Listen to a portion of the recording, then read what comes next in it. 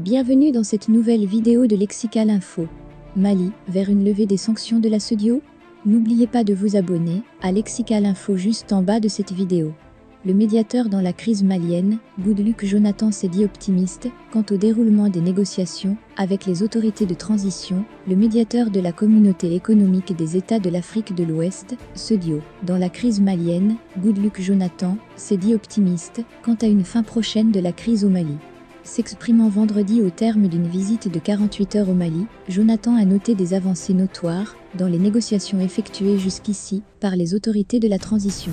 Cette visite s'inscrivait dans le cadre du suivi de tout ce qui a été entrepris afin d'aider le Mali à sortir de cette situation de crise, a déclaré l'émissaire de la CEDEAO à sa sortie d'une audience avec le président de la transition, le colonel Assimi Goïta.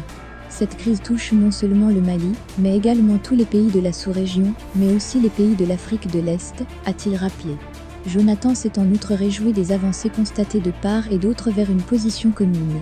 Je peux vous dire que nous sommes heureux de constater les progrès effectués jusqu'ici par le gouvernement de transition, sous la haute autorité du président de la transition. Et d'ajouter, je suis convaincu que très bientôt les populations maliennes vont se rendre compte, effectivement, du travail abattu par les autorités pour atteindre ce niveau de progrès pour une bonne marche de la transition au Mali. Cette visite intervient en prélude au prochain sommet de la CEDEAO, prévu le 03 juillet 2022 à Accra au Ghana.